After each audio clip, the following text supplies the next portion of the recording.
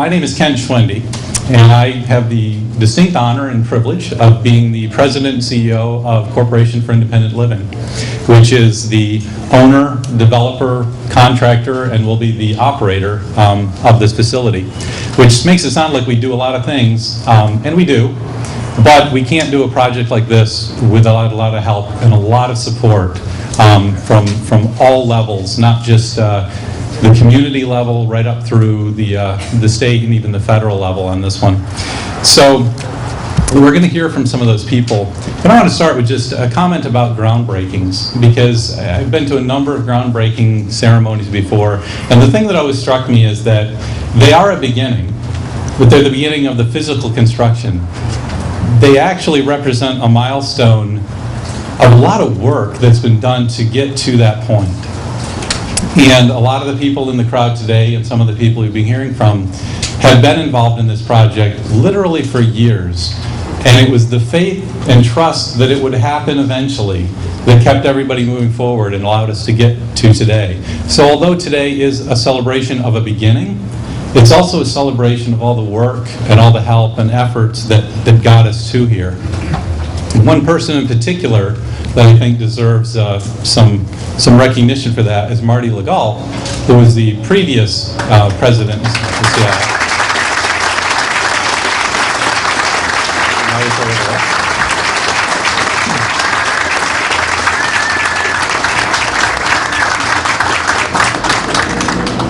So Marty, until this past December, was the president and CEO of CIL.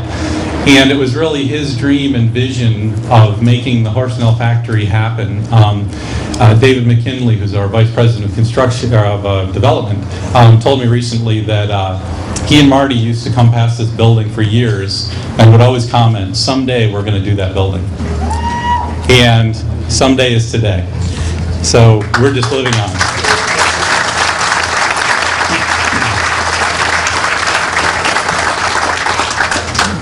So the next thing I'd like to do is introduce Mayor Segarra, who's going to speak a little bit about the city's connection to this project. And obviously, this is a building that has for a long time been a centerpiece of the city. It's one of the oldest neighborhoods, the Sheldon Charter Oak neighborhood here.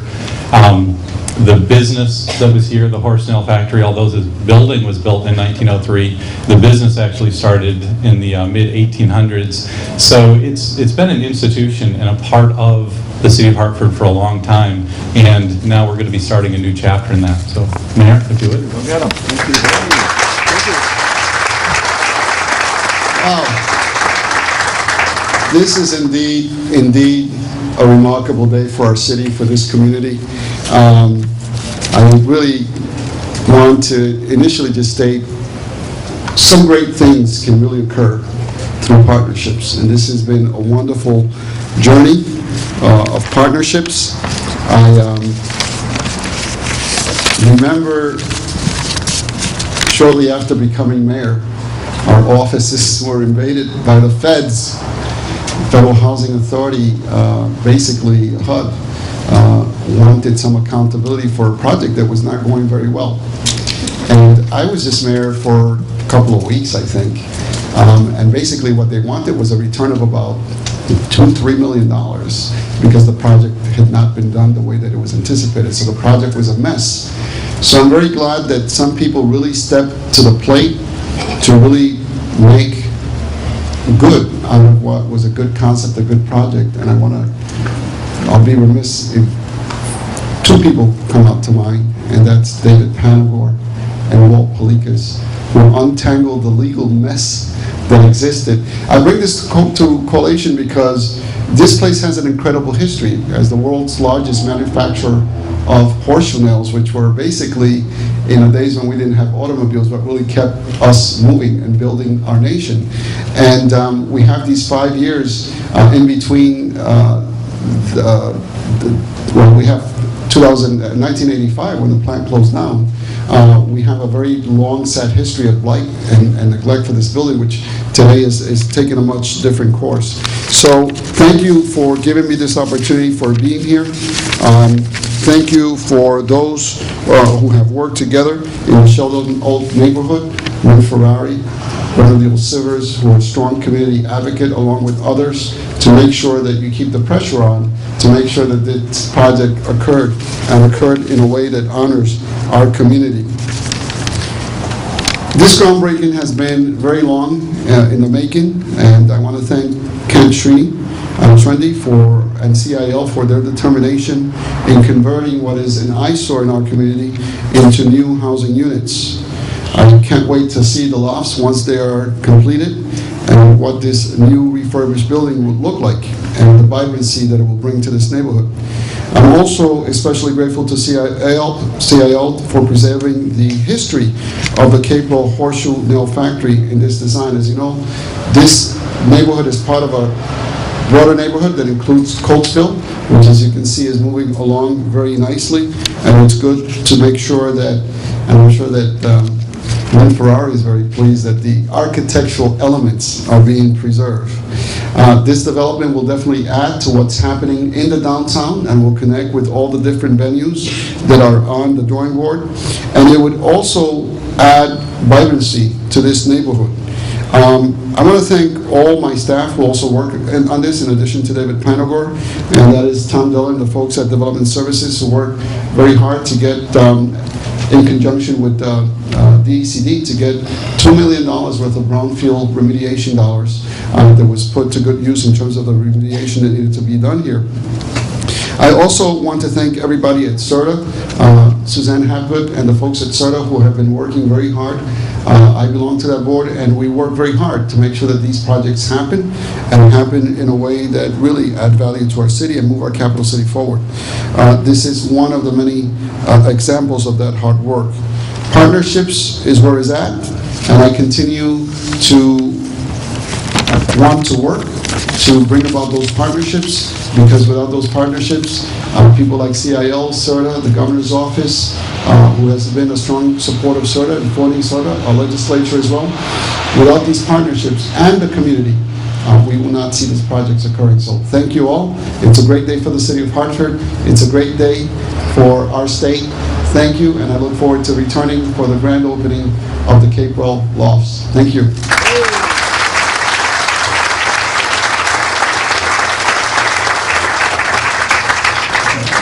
Thank you, Mayor. So we've already started to hear a little bit about the fabric and the connection to the urban environment around us. The Capewell has been a part of that for a long time, but buildings are really just places for people. And it's the people that make all of those connections matter. So one little connection I'd like to give you, and I'll be throwing a few of these on as we go along. But the designer of this building was an engineer and architect named Edwin Graves. And he also went on to design the Bulkley Bridge. So the connections through the area, you drive across that bridge, I would guess, fairly often, and you don't think about who designed it more than 100 years ago. But it was the same person that designed this building, and just shows kind of how people working in a community can affect various parts of it and bring people together and set up this future that at the time they had no way of knowing was going to happen. So next I'd like to ask State Representative Arce to come up and talk a little bit about the connection there. Thank you.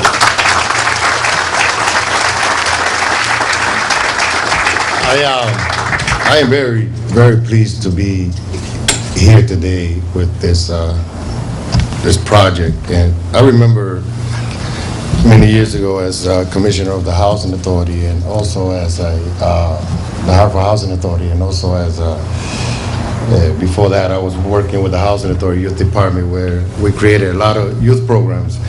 And one of the places was right across the street named Dutch Point. And the Housing Authority at that time decided that they wanted to create home ownership and have people become self-sufficient, help people become self-sufficient, and decided to knock down the public housing project and build what it is today. And I tell you, that project took off, and it's because of that project that building that first project made the area look so beautiful that now everything is falling into it. Thanks to to the Housing Authority at Dutch Point for creating that project. And now everything's changing throughout the area. So there's a lot of good things. I've been into many groundbreakings in this area, and this is one of the most important ones, to see a factory that's been blighted and for many years, and to become what it's going to become, and it's changing the area. This area is changing for the better.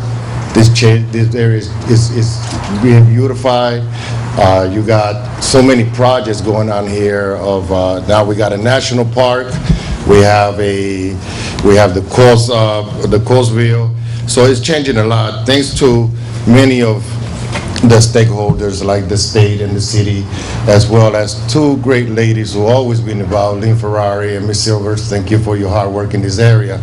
So with that, I'm not going to take too much of the time, but I just wanted to thank you, and looking forward to being here on the opening day and see the place full of people, because you know what? That's what's going to make the difference in this place. You know, taking the buildings like this, develop them, get them ready, rent them, whatever it is, for businesses or home ownership or whatever it is. It's beautifying the area. It's making Hartford a better place to live. And I want to thank everyone that was involved, everyone who was part of this project. Thank you very much. Thank the workers for your hard work. And Sarah also. There's so many people to thank that, you know, I don't want to forget, and then they say, you know, hey, Joe, you didn't mention me. But but thank you for being here, being part of this. Governor, thank you so much. Mayors, thank you so much. And you know, looking forward to see this place open.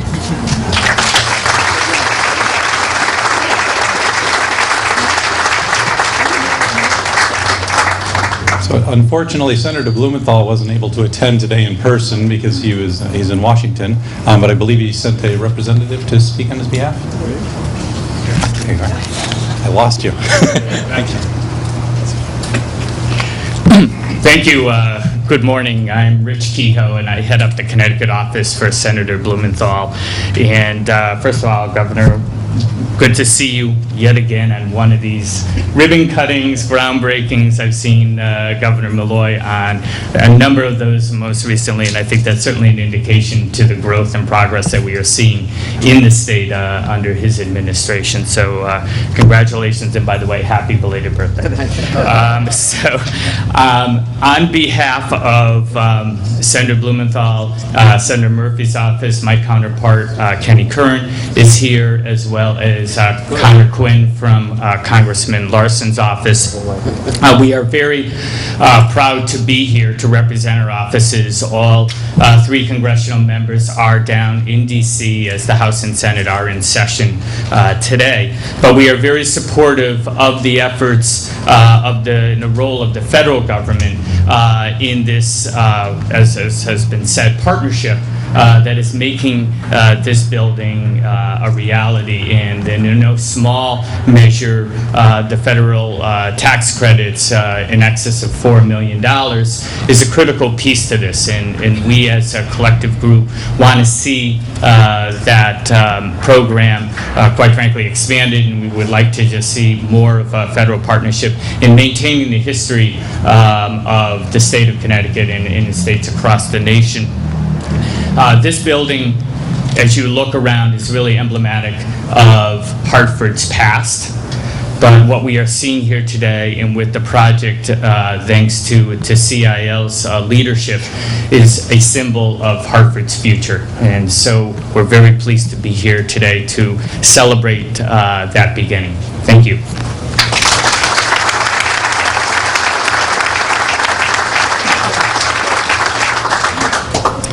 One of our very early believers who became a wonderful partner to us in the financing, both directly and in helping us to put together the rather complicated package to make this deal work, was CRDA. So our next speaker is Suzanne Hopgood, who is the chair of CRDA.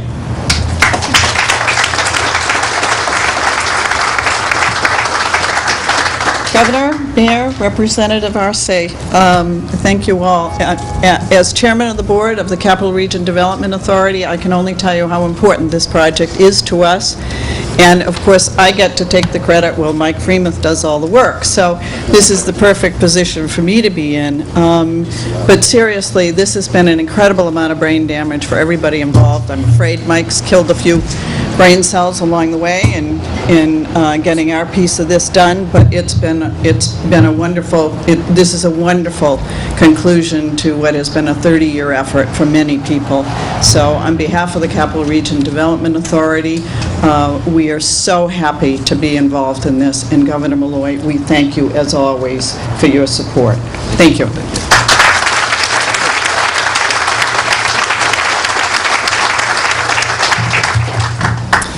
At CIL, we try not to think in terms of buildings. We try to think in terms of neighborhoods and communities. The community in this area and the NRZ for Sheldon Charter Oak has been a wonderful partner, sounding board, source of inspiration throughout this project. No one has tried to make this project happen longer than they have, and we're happy to be able to partner with them to make it happen. So I'd like to invite Bernadine Silvers up. She's the President Emeritus of the NRZ.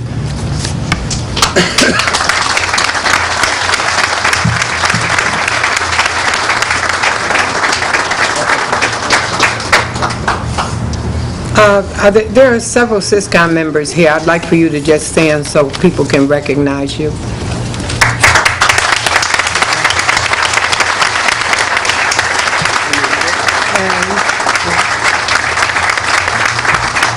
My name is Lynn Ferrari, and I can't even begin to tell you how exciting it is for this to finally be underway. Not to take anything away from any of the rest of you, but you're all newcomers. We've been working on this for 30 years, and while I've been president for the last 8 years, Bernadine Silvers has been doing this for 30 years, so I'd like to introduce you to Bernadine.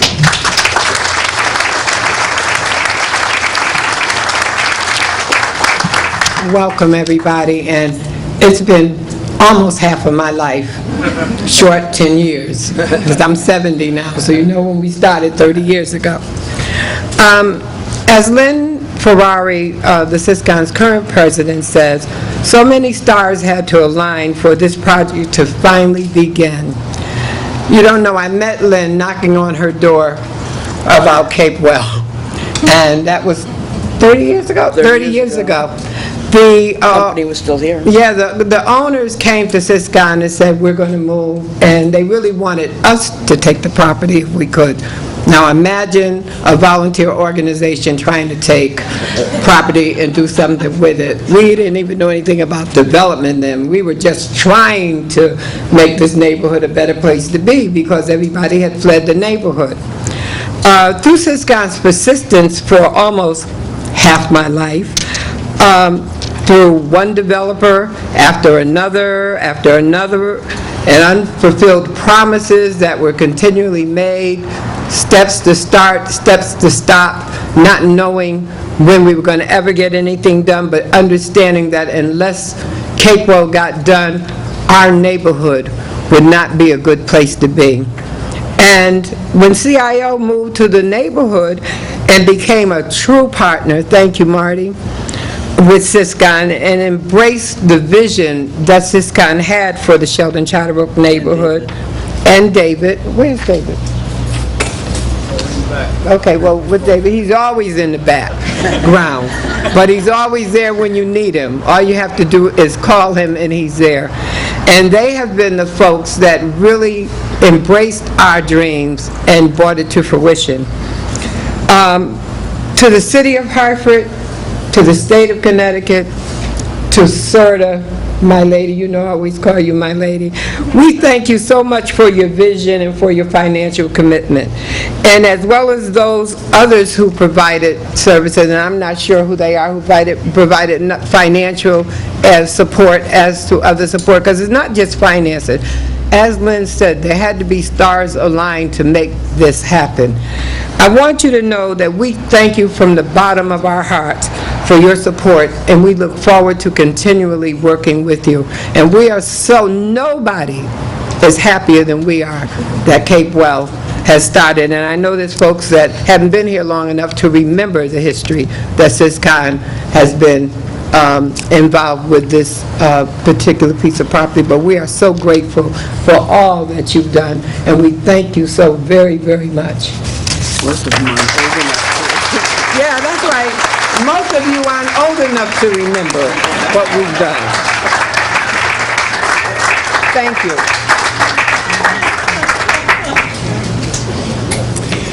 So we'll go from the people who've been involved the longest to the newest member of our financing team, at least. One of the important parts of this project all along was to make it a partnership between the state, the city, quasi-public agencies, and private development. So one of the really important pieces was to have a traditional bank available for the first mortgage position, to show that this was something that the market needed, and to show that it was a project that had a future. Unfortunately, projects like this, it's hard to find banks that are willing to take that risk. I'd like to mention this time that CHFA was willing to step into that role, and we appreciate the fact that they would have helped us, but we think it was very important that we find a way to have a more traditional lender involved to make it really a partnership across all boundaries. So the bank that came in to save us was Insure Bank, and Robert Petanici is here to represent them today.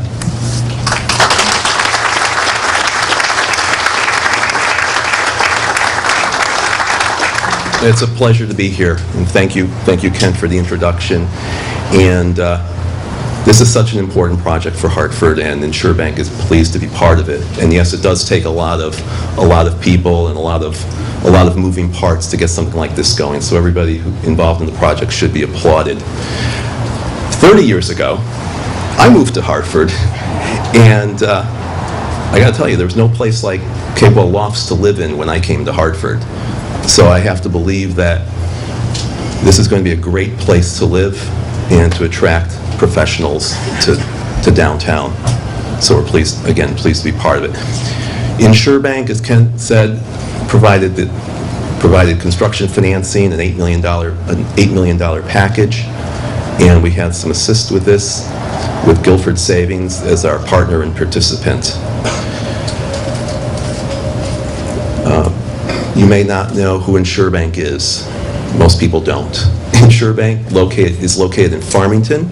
We operate out of there, and it's a division of Connecticut Community Bank, a community bank that's headquartered in Connecticut and focused on the needs of Connecticut's people and its businesses. And it's very fitting that the only bank in the state with Connecticut in its name is providing a loan in the capital city of that state. While I'm here, I'd like to point out a few people. Dave Tralka, the President and CEO of the bank, of Connecticut Community Bank. Jim Kowitz, Vice President at Insure Bank, who did a lot of the heavy lifting on this. And Lyle Fulton, who's here from Guilford Savings, the Senior Vice President. And he's been involved in the project longer than we were. So anyways, thank you very much for the opportunity to be here on this great day.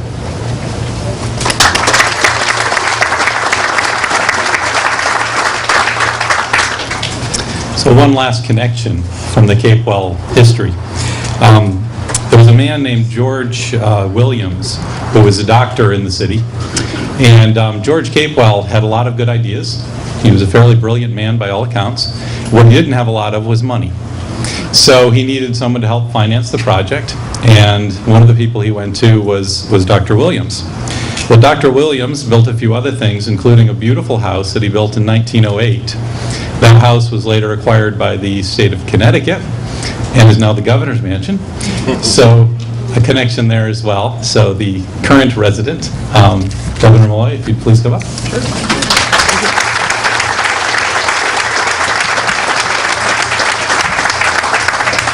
So it is that I live in the original loft. So Hey, listen, it's great to be with everyone. This is certainly a day for celebration. So many people deserve a pat on the back for getting us to this day. Bernadine and Lynn, you and the organization have seen this project through. I did tell you we'd get it done. Remember? This is a nice day for all of us. I'm very proud of it. You know, I only moved to Hartford 4.5 years ago, but what we've done collectively in the last few years in Hartford, using any number of tools, a housing department that we created that didn't exist when I became governor, and Commissioner Klein is here, a newly energized Department of Economic Development, and Commissioner Smith is here, and Deputy Commissioner Sullivan are here. All of those folks played a part.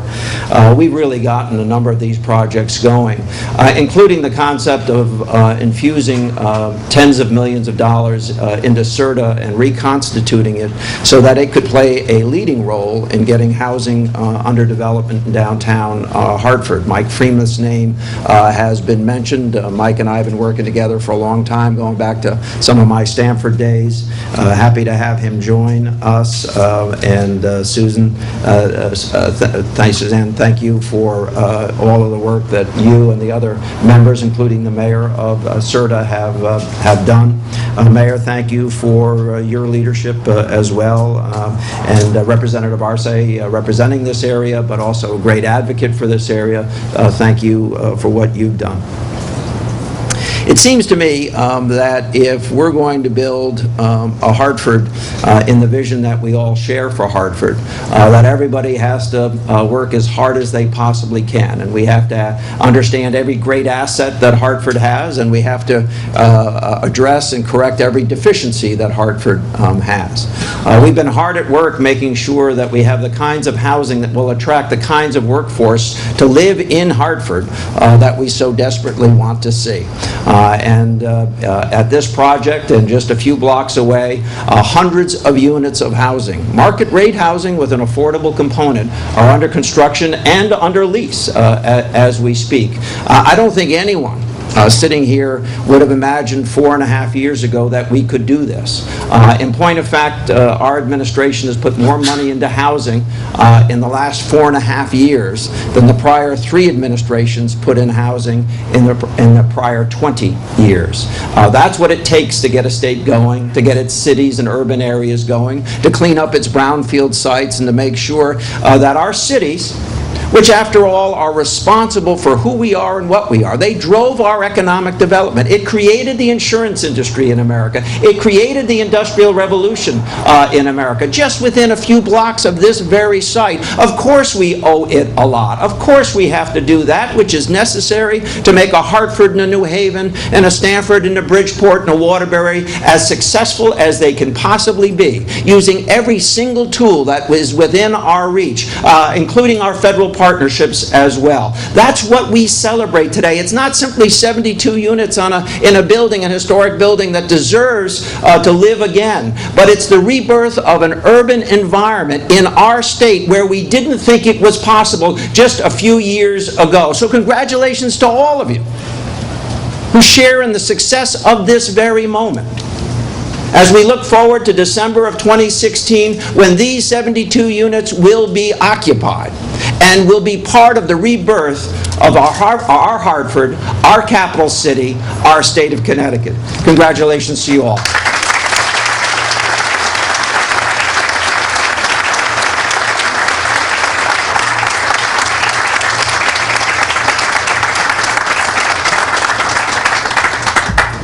Thank you. One last comment.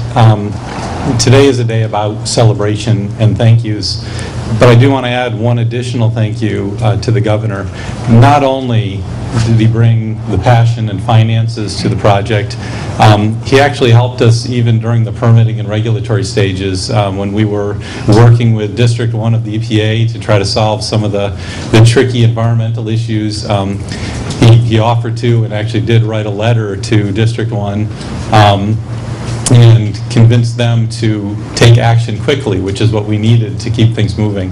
And that type of commitment and passion and a dedication to making the project succeed, not just saying, here's some money, but actually caring if they succeed, is what makes the difference. And it's to me, representative of what everybody here today and everybody that's been involved in the project means to it.